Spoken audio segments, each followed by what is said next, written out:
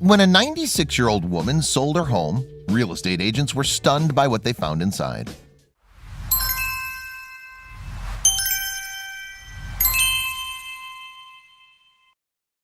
Selling a home takes patience and determination, and for some realtors, certain properties can be almost impossible to sell. When taking on a new client, there's always a gamble. The home could sell swiftly, or you could end up stuck with a money pit that never goes anywhere. When sisters and realtors Gladys and Carlos Biziri were contacted by a 96-year-old woman looking to sell her home, they expected the worst. She'd lived there for over 72 years, and something seemed quite off about the woman's call. However, they decided to check the place out regardless. Preparing for the worst, Gladys and Carla entered the home thinking they were in for a tough sell. But what they found inside was absolutely shocking. What did this elderly woman have to hide? You won't believe this story. For real estate agents Gladys and Carla, it was just a normal day at the office. They were busy checking on their listings, planning showings, and touching base with their current clients. The sisters had become a dynamic duo in the real estate world after joining forces in 2009, putting the local agents to shame with their ability to sell practically anything. However, they were about to get a call that would test their limits. That afternoon, the sisters received a call from an elderly woman looking to sell her house. They went over the basics of their usual agreement with clients and tried to get more information from the woman who went by the name of Joyce. Unfortunately, this was far from an ordinary call. Gladys immediately noticed that there was something strange about the woman's voice and demeanor on the phone. She wouldn't answer questions directly and seemed far from enthusiastic in terms of selling. In fact, she almost seemed reluctant. The sisters soon began to suspect she was hiding something from them. Every time they asked for details on the home, Joyce would dodge the question or give roundabout answers.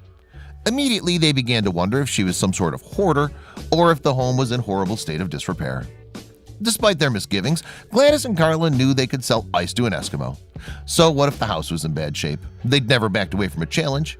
It was then that they learned something fascinating about their caller.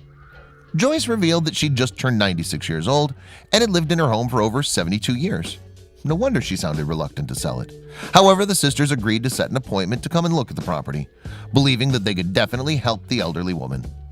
Later, the sisters discovered that the home had not been touched in terms of repairs for the past 70 years, except for a minor kitchen remodel to bring it up to modern standards. This led Gladys and Carla to fear the worst. Who knew what state the home was in? Could the old woman have possibly been able to maintain it all those years at her advanced age? As the date of Gladys and Carla's appointment to view the house drew closer, they began to worry. They didn't know how clean the home would look when they arrived, and they feared it could be filled with junk that had collected over many years. Joyce had lived there. However, they agreed to sell the place, so now they'd need to make the best of the situation. One upside to the situation was the property was located in a very nice neighborhood in Toronto. The real estate prices have been soaring in the area, so even if the inside was a mess, they could possibly still turn a nice profit. When the sisters first arrived at the home to view the property, they were a bit underwhelmed. While the neighborhood may have been up and coming, the home itself was quite plain. They might be able to get an average amount for it, but only if the inside was in immaculate condition. Slowly, Gladys and Carla approached the front door. They honestly were fearful of what they might find inside. Did they even want to go in? Could it be laden with mold and plumbing issues? Despite their trepidation, the women decided to remain professional and take a peek in the home. At first, the sisters couldn't believe their eyes. The home was gorgeous. The interior no way matched the exterior. It was almost uncanny how beautiful the home was on the inside. Could they have walked into the wrong property by mistake? The home seemed almost too good to be true, like the sisters had walked onto the set of a film. It was far from the dump they'd imagined it would be. In fact, they were beginning to think they'd secured a possible gold mine. The colors were the biggest standout in the home.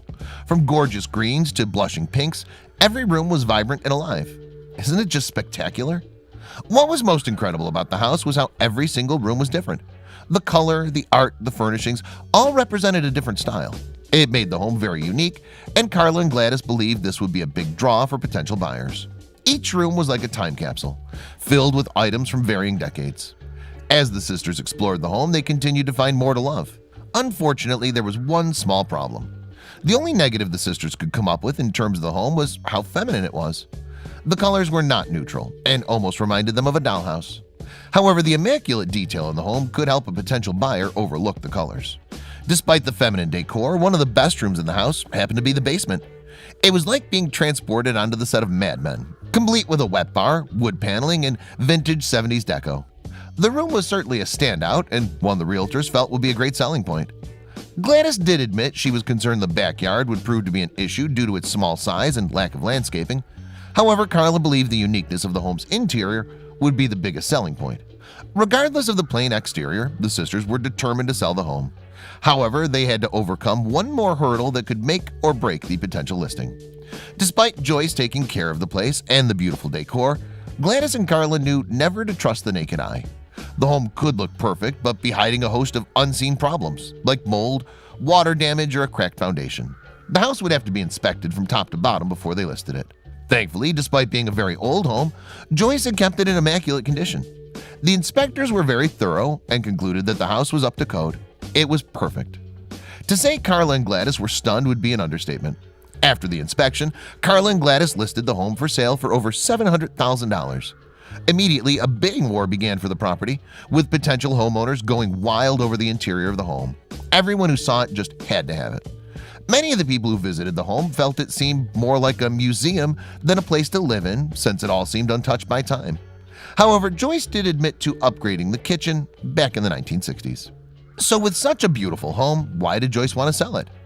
Well, according to her, the management of the two-story home was just too much for her, and she wanted to move into a retirement community.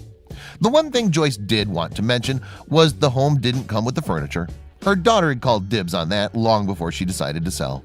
Therefore, the new owners might want to rethink the interior decor, since it won't be as vintage in appearance once cleared out. If there's one lesson that Carla and Gladys learned from Joyce and her home, it was that you shouldn't judge a book by its cover. While the home may have looked plain from the outside, the interior was a diamond in the rough.